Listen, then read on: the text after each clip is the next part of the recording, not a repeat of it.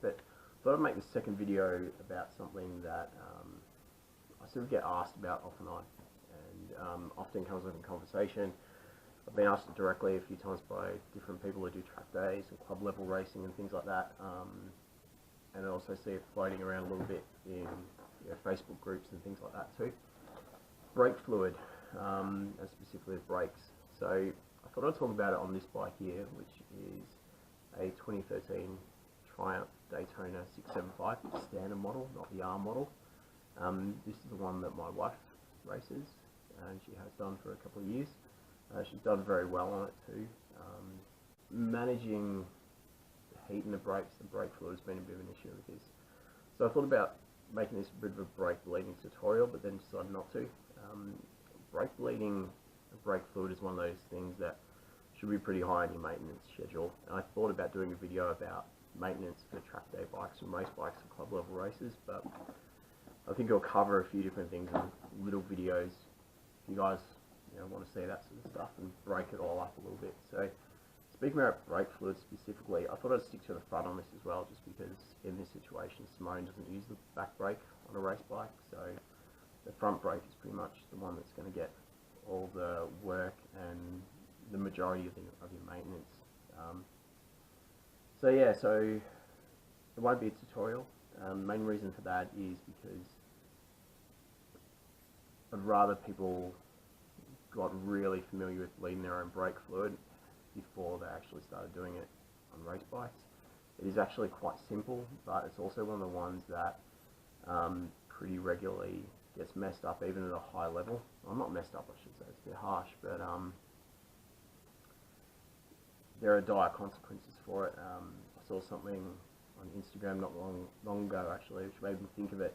Can't remember, I think it was one of the World Superbike riders who put up saying that it was the fourth time in their career, third or fourth time I think it was, that they had actually crashed due to there being no brake pressure. So brake lines, particularly on a race bike where you don't have ABS or anything like that, it's a very simple hydraulic system with very low pressure, so it should be pretty simple to keep it right. So that shows you how easily it can go wrong. When it goes wrong, there are severe consequences for it as well. Method, interestingly as well, if you were to put some sort of a pressure gauge in the actual line to read the pressure on the hydraulic fluid, it would actually be very, very low. So I'm not talking about the pressure on the bar here. The pressure on the bar from the rider squeezing it can be quite high. But I'm talking about the actual pressure in the line is quite low, which a lot of people are quite surprised about as well. And that's why people have a lot of difficulty when they try and bleed air out too. So, which is just one of those interesting things. And generally, what I'll do is put a big suction feeder on there when I need to bleed air out. So if I put new lines on, new washers, or rebuilt calipers or master cylinders or anything like that, I've ended up with basically no fluid in the system and had to then feed fluid through. You can't really get the fluid out effectively by just sort of squeezing it down from the master cylinder, which is why as well, when you put new fluid through, you generally top up the existing fluid until the new fluid comes through. Yeah, so quite low pressure. Also as well, unlike an oil system, it doesn't circulate. So the fluid goes in the top, and then whatever ends up down the bottom stays down the bottom, which is another reason why on race bikes it's so critical to change your brake fluid. And in my opinion, and I know a few other people share this opinion as well, if for a club level racer or for a quick track day rider, you change your oil more than you're changing your brake fluid, you've got your priorities wrong. I've seen people even do things like talk about how they've got to upgrade calipers and go to like the Brembo Racing Master cylinders because they feel like they haven't got good feel or good brake pressure, it's not modulating correctly. And I've actually asked some people before, I'm like, well, when was the last time you replaced your brake fluid? And generally it will be at a service interval. So, and when you put fresh fluid through it, it feels like a brand new bike. And that's without changing things like seals and whatnot in your calipers.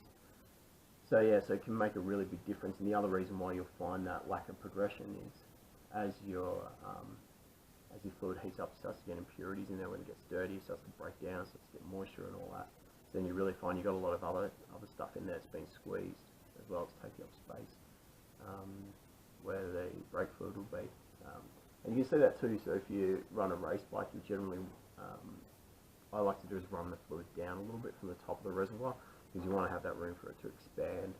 And yeah, you'll find that it will expand a little bit as well.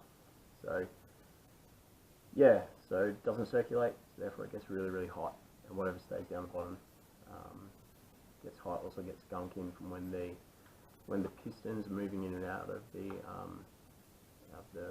I guess you'd call it the cylinders, which are really just the shape in the calipers as well, moving past the seals. Also the aluminium, if you know anything about aluminium, you'll know that when it gets hot, you can get condensation and things like that as well. So there's a lot of things that really impact the health of your brake fluid, for lack of a better term. So yeah, something you want to be doing pretty frequently, in my opinion. Believe it or not, the tiniest little air bubbles, particularly if you get multiples of them, can actually impact the feel of your brake lever. Like, it won't be as progressive as it can be. And particularly when people look into trail brake and stuff like that can have a big impact. Really look for that feel. And often as well, like those little air bubbles come about just because of the brake fluid bottle being shaken.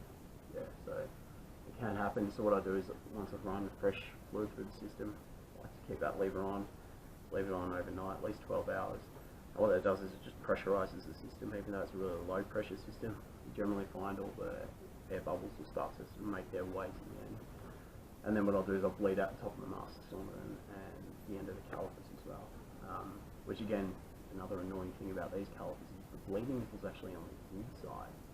So you effectively kind of have to come from the opposite side to bleed the calipers. So yeah, so if I was bleeding from this side, I'd actually be bleeding the left-hand side brake caliper. Whereas if you look at this 6 master cylinder, you can see that the bleeding nipple points out.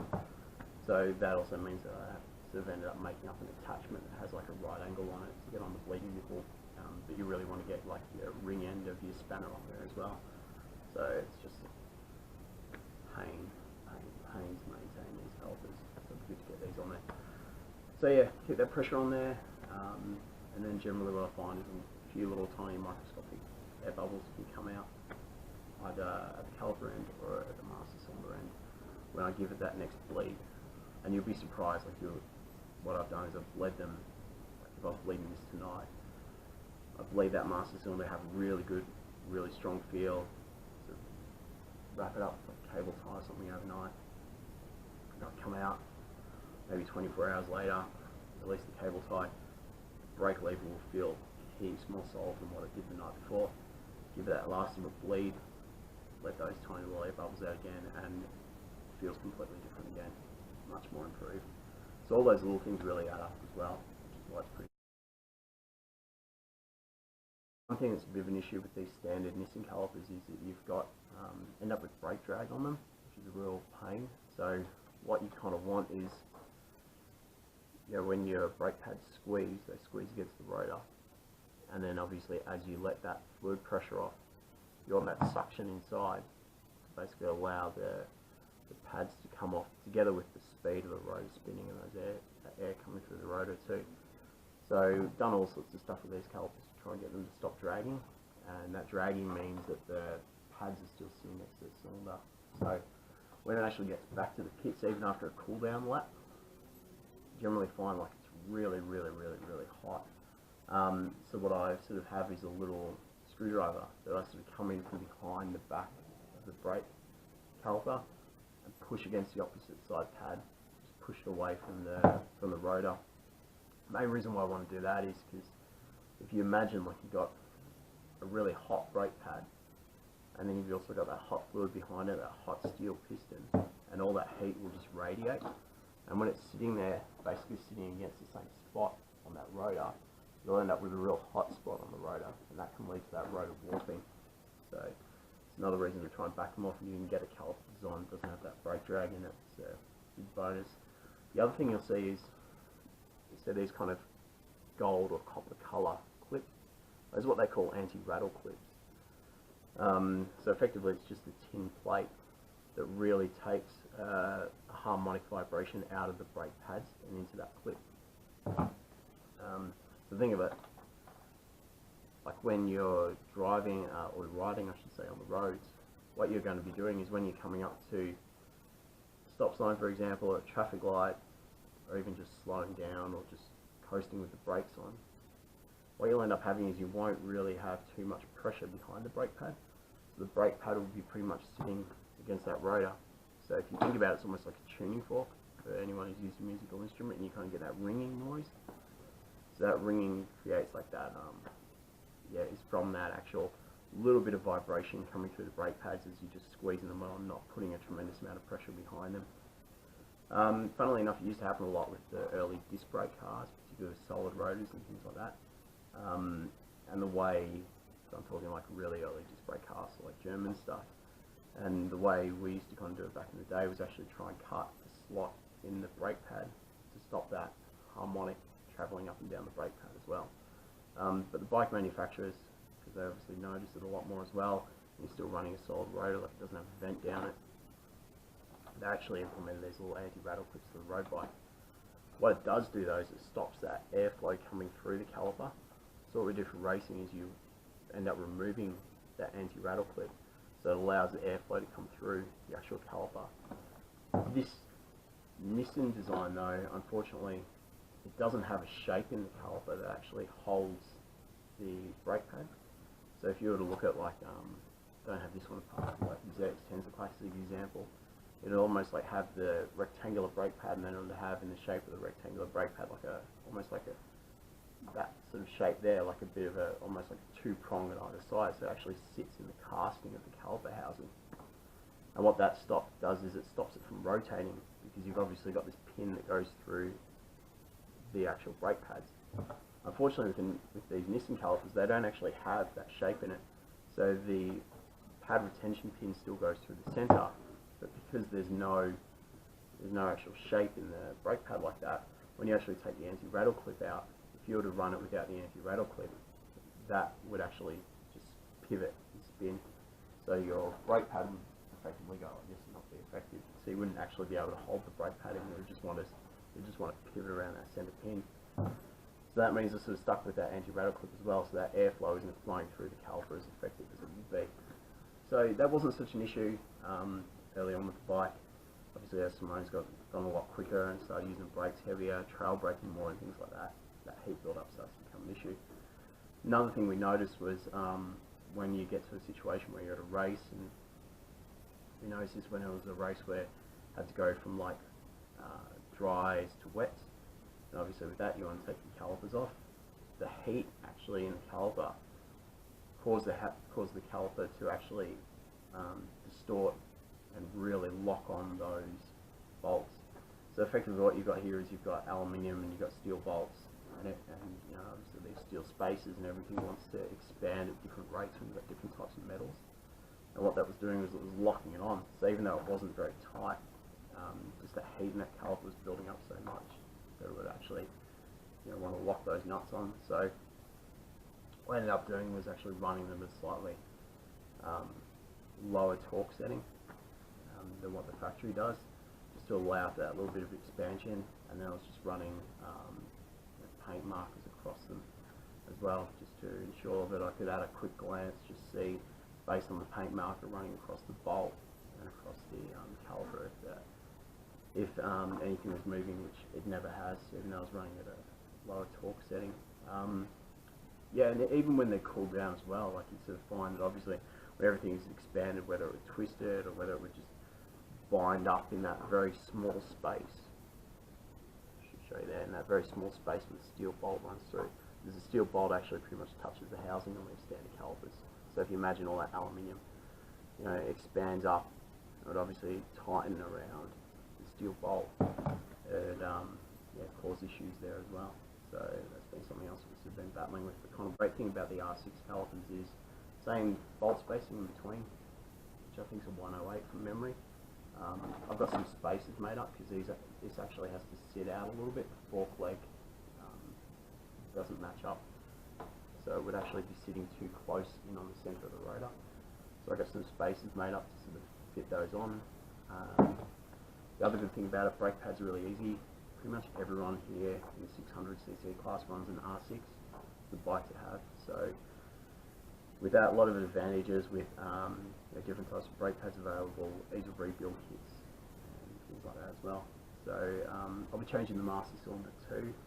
I was thinking about an R6 master cylinder, but Simone's got ZX10R as well, and she really likes the brake feel on that, so I think I'll end up just putting the ZX10 master cylinder on this, and then the advantage of that is that I just have to keep one spare brake lever, or one type of spare brake lever I should say, on hand rather than a different brake lever for a different master cylinder. Yeah, master cylinder on this is a real odd one as well. The actual angle of the plunger comes out at a really unique angle. So these run a Nissan master cylinder too, that's specific to this model Daytona. So I've really only been able to use the OEM brake lever on this, not a aftermarket one, just because of how the plunger comes out at that unique angle. So the R model doesn't work on it, unfortunately. That's about it. Brake fluid, a lot of people are running various different things. Wasn't that long ago that Dot 5 was the best stuff out there. I personally run Dot 5.1. I know people are running like the 6000 rate brake fluid, which is a certain brand of brake fluid out there, and other equivalents. I find Dot 5.1 is fine. Where we're at currently with brake performance, it's pretty cost effective as well. But yeah, obviously depending on your pace, depending on how abusive you are with brakes, riding style and things like that. But yeah, see how it works. Obviously the lower the dot rating, the cheaper it will be, but the less heat resistant it will be as well. So I think even if, for me, I'm a pretty slow track day rider myself, so Dot 5 would be fine for myself. I just like that, a bit of extra heat, a bit of extra life out of it. I'm not someone who, if I was doing a track day, I'd have to replace my brake fluid after it. But yeah, and Simone 5.1 works for her. So yeah, that's about it on brake fluid. Hopefully the audio is a little bit better on this video, and yeah, so there you go. Let me know if you want to see anything else around maintenance for probably track day, club level stuff, and see what I can do about making a video about it.